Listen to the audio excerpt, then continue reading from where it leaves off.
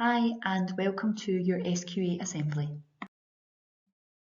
My name's Mrs Mon and I'm the SQA Coordinator in St Andrews Secondary School. So I oversee everything to do with the prelims and with the SQA exams when they come round in April.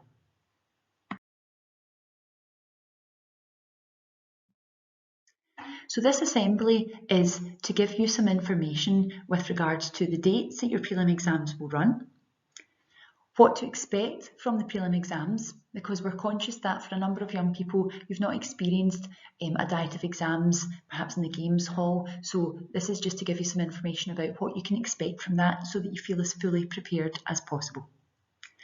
I'll also cover something called additional assessment arrangements. That doesn't apply to everybody, that's just for a small number of young people, but I will explain what that is. And then finally, we'll give you some hints and tips about how to prepare.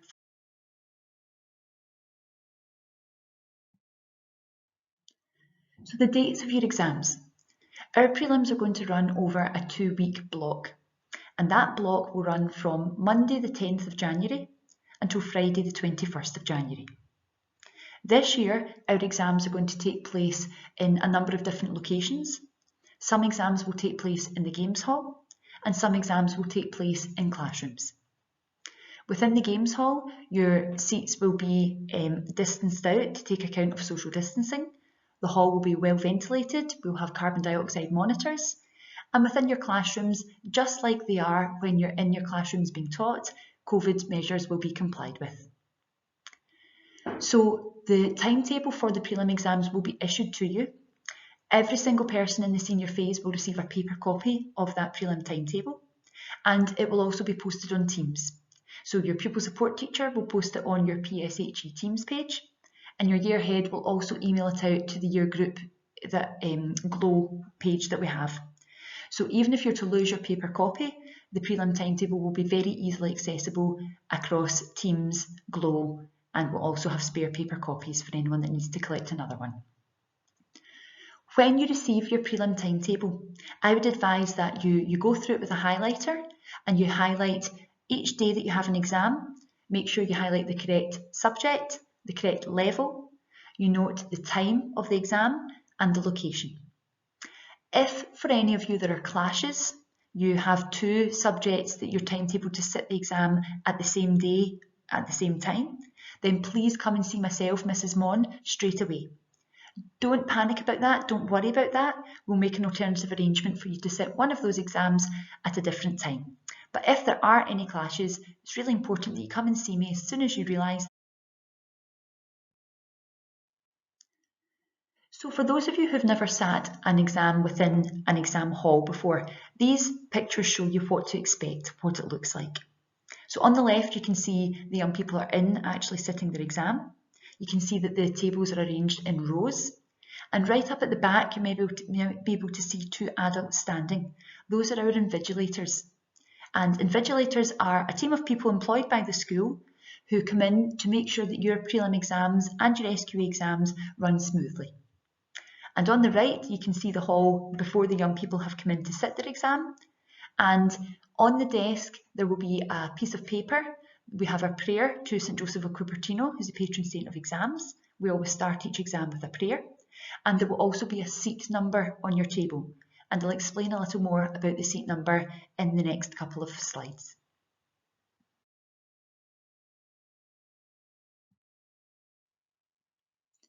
So when you're sitting exams, whether it's in the exam hall, whether it's in your classroom, the same rules apply. The SQA have got a very, very strict policy around mobile phones and other electronic devices. No mobile phones or devices are allowed in the exam hall or classroom, not even if it's switched off in your pocket or in your bag. So we need you to know that you won't be able to bring your phone or any other device for that matter into the exam, whether that's in the hall or in the class.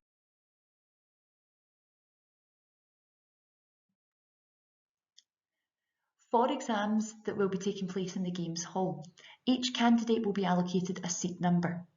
It's really, really important that you sit in the correct seat. As a school, we use your seat number for a variety of different things, but one of the things we use it for is to check if anybody has failed to turn up for an exam. So it's really, really important, please, that you do sit in your allocated seat number. The seat numbers will be printed out and they'll be posted outside the games hall. You can check your seat number in advance of the exam, and then when you're allowed to go into the exam hall, you'll just go straight to that row, find your seat, and you'll sit down. When you go to take your seat in the exam, it's really important that you check that the exam paper that's in front of you is the one that you're meant to be sitting. So please look at the front of the exam carefully, check that the subject is correct and that you're sitting the correct level. If there are any issues with the exam paper in front of you, you would just raise your hand and wait for one of our invigilators to come over and you could explain to them and they will get it fixed. On the desk in your exam, you're allowed to have a clear pencil case. We would advise that you also bring some spare pens and pencils, just in case the one that you're using runs out. Some subjects might require that you have a ruler, a rubber, calculator, so please also bring those. If you're allowed to have a calculator in the exam, please bring it and bring those materials. All exams have a set amount of time allocated to them, and that is set by the SQA. So timings of exams are really important.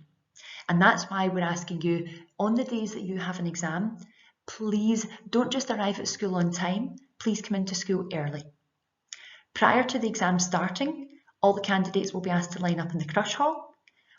We'll explain about the process of going into the exam conditions, whether that's the hall or the classroom, and then everyone will enter the exam conditions quietly and calmly.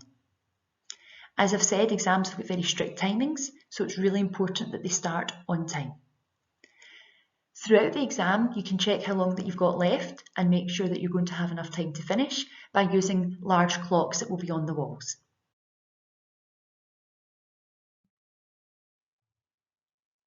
When you're in your exam and the invigilators say that you're allowed to start the exam, regular conditions apply, so you're absolutely not allowed to talk or even look around at other candidates. The SQA impose very severe sanctions for any candidate who's believed to have been cheating, and unfortunately that can affect not just the subject where you're believed to have been cheating, however it can affect all of your subjects. So when you go into the exam hall and you take your seat, you just focus on your exam, you don't speak and you don't look around.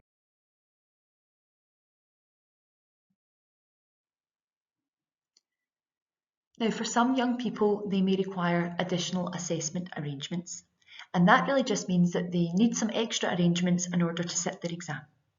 That could be things like they need a little bit of extra time, they need to use a computer, they need to maybe sit the exam in a different area from the other candidates. So if you have a specific need or diagnosis, it could be something like dyslexia, autism, Asperger's, and you think that these additional assessment arrangements could apply to you, then please go along and speak to Miss Glass. She's our Principal Teacher of Support for Learning. Speak to her as soon as you can, and she will have a conversation with you and whoever looks after you about any additional assessment arrangements that we can put in place for you. So please, if you do think that applies to you, see Miss Glass as soon as possible and we'll get those.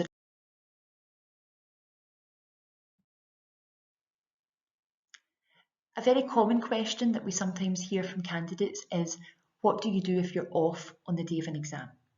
So first of all, we want to emphasise it's really, really important to try and attend every single one of your exams.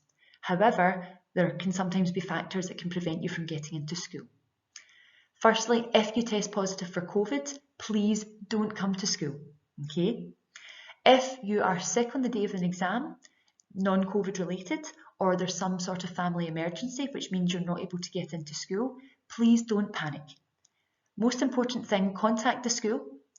Whoever looks after you, ask them to phone the school office to pass on the message to us.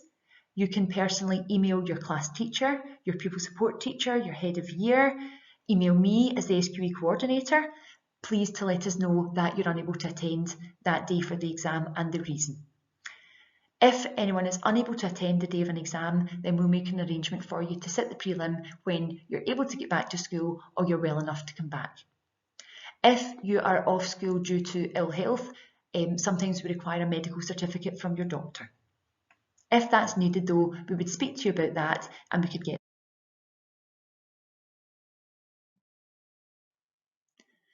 Now, just as we come towards the end of our assembly, we thought it would be helpful to give you some advice about how best to prepare for your prelim exams.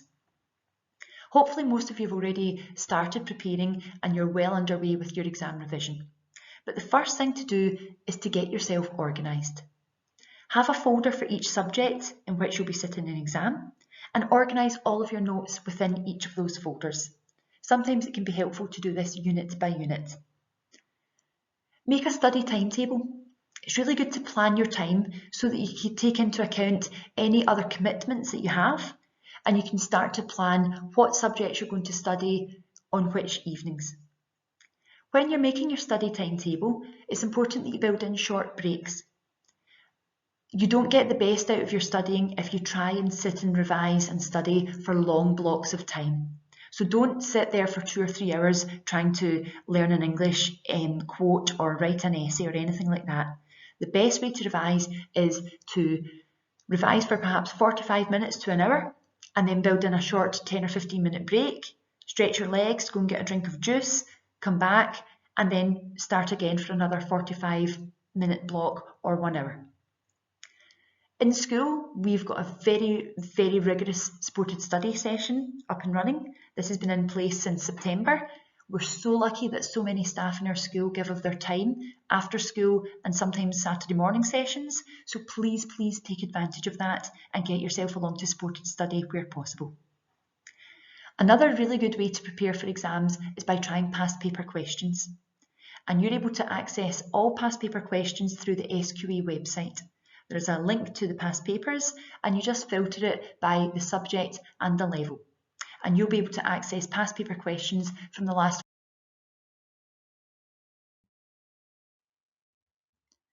Sometimes young people can find it hard to know exactly how to study. So I've just produced a little list and these are just some ways that you might find helpful to help you study. This is by no means an exhaustive list. There are lots of other ways that people find helpful for studying, but this is just a start. So you might want to consider perhaps making some revision mind maps, producing flashcards for definitions, trying past paper questions. Some people learn well by hearing information, so it can be helpful to record voice notes or facts and then listen back to them. Another great way to study is by making summaries of your notes and then highlighting the key points. And sometimes adding diagrams to explain facts can be helpful for more visual learning.